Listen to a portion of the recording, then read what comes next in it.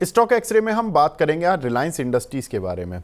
Generally हम long term बात करते हैं, लेकिन एक समय कई कई बार ऐसे आते हैं कि नतीजों का समय आता है, एजीएम आती है, कोई पर्टिकुलर न्यूज़ वाला पीरियड होता है किसी काउंटर के लिए, तो उस समय पर मूव जो होते हैं वो थोड़े तेज हो जाते हैं उस काउंटर पर। तो उन मूव्स को भी समझना थोड़ा सा ज़रूरी होता है, और उससे कुछ पैसा बनेगा या नहीं बनेगा, क्योंकि रिलायंस ग्रुप के बहुत सारे शेयर्स हैं जो मार्केट में लिस्टेड हैं। और जब एजीएम आती है कंपनी की, तो एक बड़ा इवेंट होता है कंपनी के लिए, क्योंकि उसमें हर पर्टिकुलर स्ट्रीम के लिए बात होती है। मुकेश अंबानी जी पूरी जो शेयर होल्डर कम्युनिटी होती है उसको संबोधित करते हैं, अपनी कंपनी के प्लान्स बताते हैं। क्यों रखें नज़र रिलायंस इंडस्ट्रीज़ पर अगले कुछ दिन के लिए? वो इसलिए क्योंकि देखिए 29 अगस्त का दिन काफ़ी खास होने वाला है। 2 बजे इनकी एजीएम शुरू होगी, जिसमें कि कंपनी की तरफ से कुछ ना कुछ अनाउंसमेंट्स आती हुई दिखेंगी। अब उससे पहले के जो 2 दिन हैं वो और इम्पॉर्टेंट हैं। 27 अगस्त को रूस से तेल खरीद पर 25% टैरिफ लगने की भी संभावना है। अब अमेरिका ने अल्टीमेटम दिया हुआ है, और रिलायंस जो है वो लगातार बड़ी क्वांटिटी रूस से तेल की खरीदता रहा है। इस तरह के अमेरिका ने भी एलिगेशन भी लगाए हैं, और ये प्रूव भी हुआ है। तो अब आप ये मान सकते हैं कि रिलायंस इंडस्ट्रीज़ के लिए अगला जो वीक रहने वाला है वो काफ़ी इंपॉर्टेंट होगा, क्योंकि एक तो रशिया के तेल की वजह से टैरिफ लगेंगे या नहीं लगेंगे एडिशनल 25%। दूसरा 29 तारीख को उनकी एजीएम। अब पहले एजीएम से समझ लेते हैं कि एजीएम से उम्मीदें क्या हैं स्ट्रीट को, उसके बाद समझेंगे कि हर शेयर पे करना क्या है रिलायंस इंडस्ट्रीज के।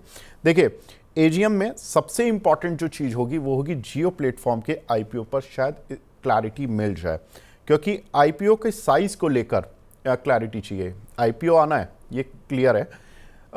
आईपीओ 25% हिस्सा बिक्री के लिए आना है लॉजिकली, क्योंकि जो 100% स्टेक होता है प्रमोटर का, तो उसमें 25% स्टेक उनको अपना सेबी लिमिट के अनुसार लाना पड़ता है। लेकिन सेबी ने एक रूल थोड़ा आसान कर दिया कि जो कंपनियां जिनकी expected market cap 1 lakh crore से ज़्यादा होगी, वो अपने स्टेक को धीरे धीरे प्रमोटर आईपीओ के थ्रू या एफपीओ के थ्रू उसको डाइल्यूट कर सकते हैं। एक बार में इतना बड़ा आईपीओ लाना थोड़ा सा मुश्किल हो जाएगा। स्ट्रीट एक्सपेक्ट कर रहा है कि जब ये काउंटर लिस्ट होगा जियो प्लेटफॉर्म, जो आप रिलायंस जियो की जो टेलीफोनिक कॉल सुनते हैं, जो जियो है उनका, उसकी एक्सपेक्टेड मार्केट कैप करीब 5 लाख करोड़ होगी पोस्ट आईपीओ। ये सिटी की एक रिपोर्ट कहती है। तो अब अगर 5 लाख करोड़ का आप समझें कि 20-25% के स्टेक का अगर आईपीओ आता है, तो वो 1 लाख करोड़ की लिमिट को तो पार कर जाएगा। मतलब 1 लाख करोड़ से ज़्यादा की मार्केट कैप की जो लिमिट है उसको तो बहुत आसानी से पार कर जाएगा। उसमें इतना बड़ा आईपीओ लाना थोड़ा सा कंपनी के लिए मुश्किल होगा, तो कंपनी शायद 10 तरह के परम्यूटेशन कॉम्बिनेशन लगा रही है। अब उस पर क्लैरिटी देंगे मुकेश अंबानी जी अपनी एजीएम में।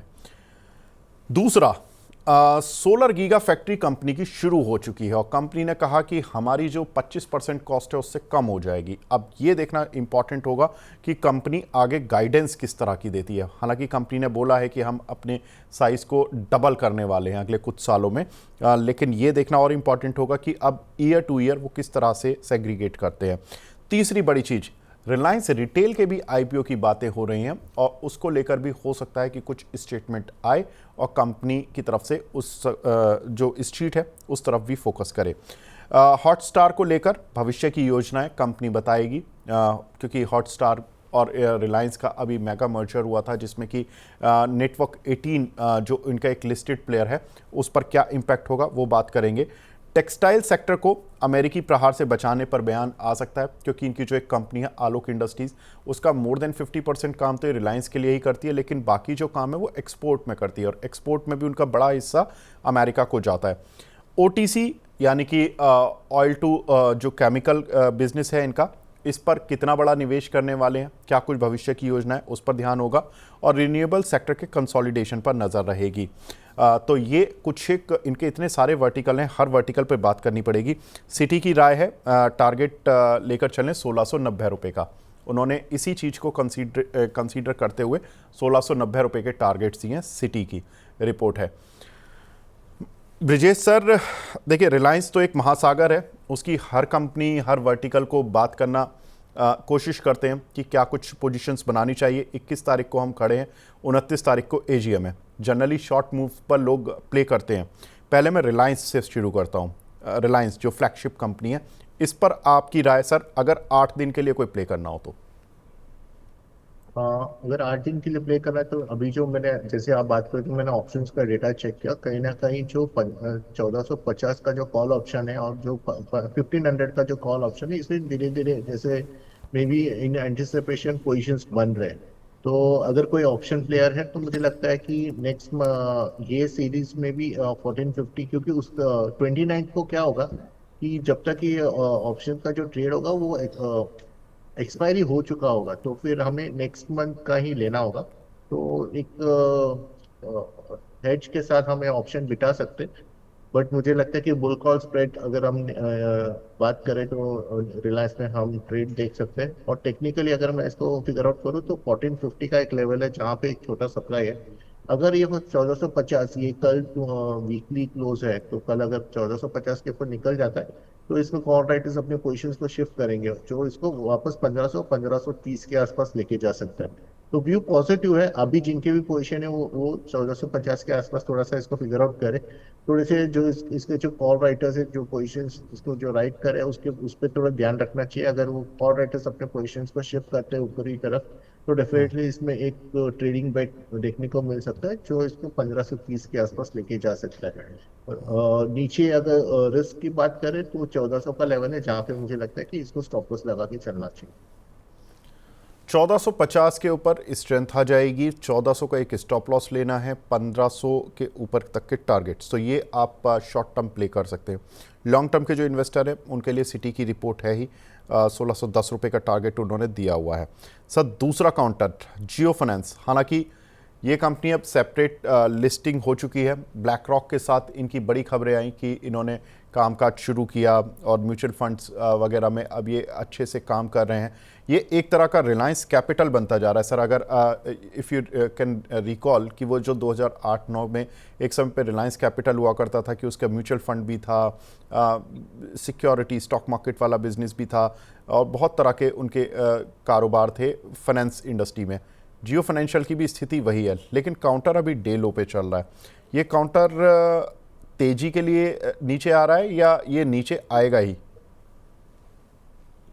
विवेक, मैं अभी आपको प्योर चार्ट के हिसाब से बताता हूँ। पहला बात तो मुझे लगता है ये जो 340 का जो लेवल है इस पे, वो उसका रेजिस्टेंस जोन है। मुझे फिलहाल चार्ट्स पे या फिर हम जो डाइवर्जेंस या फिर एवरेजेस वगैरह जो देखते हैं वो देख के मुझे कहीं पे भी ऐसे नहीं लग रहा कि ये 340 के ऊपर इमीडिएटली निकल जाएगा। अगर निकल भी जाता है तो मुझे ये I am not very sure कि ये सस्टेन होगा कि नहीं होगा।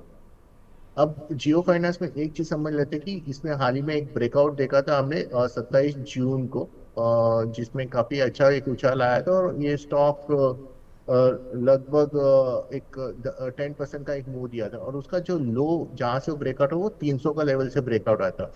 तो मेरे लिए दो चीजें हैं। मैं इसको 340 के ऊपर फिलहाल देख नहीं रहा हूँ, और बाय एनी चांस अगर ये आने वाले दिनों में कुछ गड़बड़ होता है और 300 के नीचे जाता है, तो अगर मेरा होल्डिंग है तो मैं इसको एक बार एग्जिट करूंगा।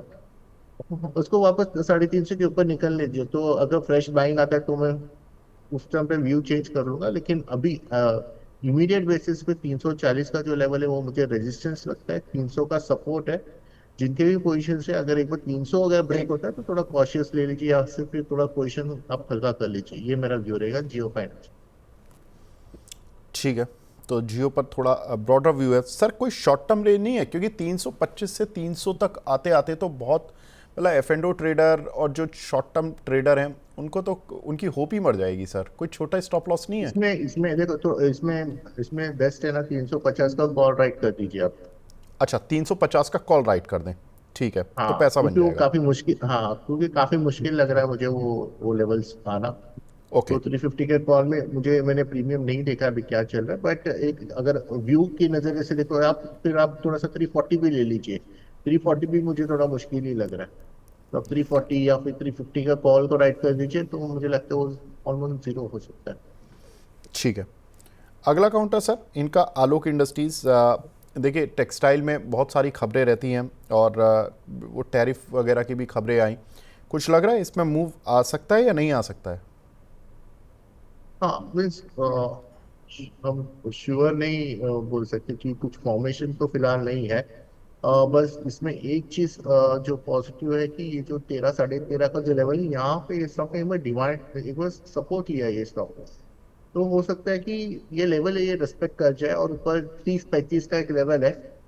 तो वो एक लेवल अब शायद देखने को मिल सकता है। तो अगर अगर मुझे पोजीशन बनाना है तो मैं 13 13 13.5 का स्टॉप लॉस से मैं एक पोजीशन बना सकता हूँ। ठीक है। और उम्मीद है कि ये 30 के आसपास जा सकता है। ठीक है। एक काउंटर है सर इनका नेटवर्क 18, यहाँ पर काफ़ी तेज मूव मिले थे जब हॉटस्टार के साथ मर्जर हुआ, उसके बाद इसमें रिजल्ट वगैरह भी आए, रिजल्ट भी ठीक ठाक आए थे, लेकिन काउंटर फिर पिछले कुछ दिनों से सुस्त पड़ा हुआ है 56 से 60 की रेंज में। कोई उम्मीद? और काफी टाइम लगेगा। तो ये जो जो अल्ट्रा लॉन्ग बुलिश जो बोलते हैं जो 5 6 साल या वो टाइम फ्रेम वाला साइकिल है जहाँ पे इसको आपको पकड़ के रखना होगा। तो अगर वैसा कुछ करते तो इसमें आप पैसे बना सकते हो। ऐसे शॉर्ट टर्म में या फिर साल भर के भी नजरिए से फिलहाल ऐसे कुछ बहुत बड़ा अपॉर्चुनिटी नहीं है यहाँ से, क्योंकि 75 और 80 का जो लेवल है उस पर काफी स्ट्रॉन्ग रेजिस्टेंस है और नीचे 40 का जो लेवल है वो सपोर्ट है। सॉरी। सो ठीक। मुझे लगता है कि ये स्टॉक हो सकता है कि एक बार वापस 50 के आसपास फिसल सकता है, तो व्यू कॉशियस रहेगा। तो फिलहाल तो अवॉइड ही करूंगा मैं इसको। ठीक है, इसको अवॉइड करके चलना है। सर एक इनकी कंपनी है जस्ट डायल, इस काउंटर पर आपका व्यू? ओके, जस्ट डायल पे मुझे लगता है कि कुछ फॉर्मेशन देखने को मिल सकता है। इसका जो सपोर्ट है 840 का लेवल है जहाँ पे मुझे लगता है कि ये जो अभी जो ट्रेड कर रहा है, और 750 का एक लेवल है जहाँ पे इसको काफी डिसेंट सपोर्ट है। पिछली बार 750 का लेवल था जहाँ से इसमें एक बड़ी बाइंग देखने को मिली थी और वो बाइंग अभी भी सस्टेन किया है। और उस टाइम पे जो हाई बना था वो करीब करीब 1050 के आसपास बना था। तो मुझे लगता है ये शॉर्ट टर्म में इवेंट कैसे होगा नहीं पता, बट ये वापस 1050 के ऊपर एक ट्रेडिंग अपॉर्चुनिटी मुझे ध्यान में आता है। 850 के करीब अभी ट्रेड कर रहा है, तो 200 पॉइंट का मूव मुझे लगता है इसमें हमें देखने को मिल सकता है। लॉन्ग टर्म के नजरिए से आप देखिए इसको, तो 200 250 पॉइंट इसमें एक अपॉर्चुनिटी बन सकते हैं। ठीक है। एक इनकी कंपनी है सर SW सोलर, अगर रिन्यूएबल में कुछ भी खबर आती है या कुछ नीजक रिएक्शन आते हैं तो SW सोलर और रिलायंस ये दो काउंटर रहेंगे, तो SW सोलर के लिए कितना तैयार रहे निवेशक? मुझे लगता है इसमें काफी बहुत स्ट्रॉन्ग फॉर्मेशन हो रहा है। ये 280 पे या फिर 250 ये रेंज होगा 20 25 रुपए का। आप इसमें पोजीशन बना लीजिए। मुझे लगता है कि ये स्टॉक 250 के नीचे नहीं जाएगा और आने वाले दिनों में ये वापस 450 500 हो सकता है। तो काफी स्ट्रॉन्ग बेट है। लॉन्ग टर्म के नजरिए से ये काफी रिस्क रिवॉर्ड के नजरिए से भी काफी सपोर्ट पे ट्रेड कर रहा है। मुझे लगता है इसमें पोजीशंस बना लेना चाहिए। 250 का स्टॉप लॉस रहेगा और सब कुछ सही जाता है तो 450 500 की तरफ ये मूव करे। ये काफी अच्छा अपॉर्चुनिटी है SW सोलर। चलिए, तो यहाँ पर एक काउंटर मिला जो कि ब्रिजेश सर को सबसे बेहतरीन लग रहा है, इंक्लूडिंग रिलायंस भी उतना बेहतरीन नहीं लगा जितना सर ने SW सोलर के लिए बोला। सर एक दो छोटे छोटे काउंटर हैं इनके, डेन नेटवर्क, हैथवे, इन पर आपकी राय सर?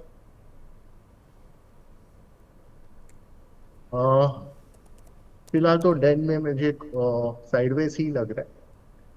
कुछ ज्यादा उम्मीद नहीं है। बाउंस बैक भी आता है तो 45 या 50 के आसपास ये शायद रजिस्ट कर जाएगा। इसको 68 का लेवल है, 68 या 70 का लेवल है जो लॉन्ग टर्म का रेजिस्टेंस है। अगर उसके ऊपर चलता अगर निकल जाता है तो ये रिवर्सल या फिर ट्रेंड कुछ हो सकता है। अभी तो अभी फिलहाल तो ये साइडवेज ही है। और हैथवे सर?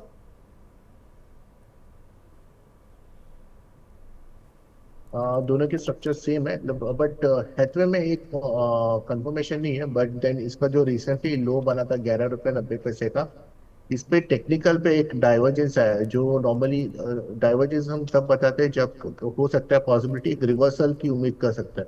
तो मुझे लगता है कि इसमें एक चांस लिया जा सकता है, क्योंकि आपका स्टॉप लॉस 11 रुपए का होगा, 15 रुपए में ये ट्रेड कर रहा है और अगर ये सब कुछ सही जाता है तो ये 28 या 30 रुपए का पहला बाउंस इसमें देखने को मिल सकता है। तो अगर जैसा मैंने आपको SW सोलार में बताया वैसे ही मुझे लगता है हैथवे में भी एक पोजिशन दिया बनाया जा सकता है। ठीक है सर, एक इनकी हैथवे की सब्सिडी है GTPL, इस पर आपकी राय सर? इसमें उसका अंडरटोन फिलहाल बेरिश है विवेक। 150 का लेवल है जहाँ से इसको सप्लाई आया था, उसमें ब्रेकडाउन आया था, तो वॉल्यूम्स भी मिसिंग है। तो मैं श्योर नहीं हूँ कि कैसे होगा। अगर बाई एनी चांस इसमें अगर बाउंस बैक आता भी है तो 145 150 का लेवल ये शायद एक रेजिस्टेंस बन सकता है। ध्यान रखें इस पे। नीचे 100 का जो सपोर्ट है, अगर वो टूटता है तो फिर शायद और खराब भी हो सकता है। तो 100 का सपोर्ट रहेगा, 145 150 का रेजिस्टेंस रहेगा। ठीक है सर। सर लास्ट काउंटर बस मैं ले रहा हूँ जिसमें इनका स्ट्रैटेजिक इन्वेस्टमेंट है EIH लिमिटेड, होटल से जुड़ी कंपनी है जिसमें रिलायंस का करीब 18% से ज़्यादा स्टेक है। अगर होटल से जुड़ा हुआ कुछ भी मूव आता है तो क्या ये मूव के लिए तैयार है EIH लिमिटेड? 100% EIH का जो मंथली का जो स्ट्रक्चर है काफी पॉजिटिव है। ये मुझे लगता है बिल्कुल ही थोड़े लंबे 6 8 महीने या फिर साल भर के नजरिए से अगर इसमें इन्वेस्ट करना है तो प्लीज इन्वेस्ट करें। इसका जो तो बेस बन रहा है लाइक मल्टी टाइम फ्रेम पे, इस पे काफी अच्छा बेस फॉर्मेशन बन रहा है। तो मुझे लगता है कि जब भी ये सेक्टर चलेगा तो ये एक आउट परफॉर्मर बन सकता है, जिसमें पोजिशन बना लेना चाहिए।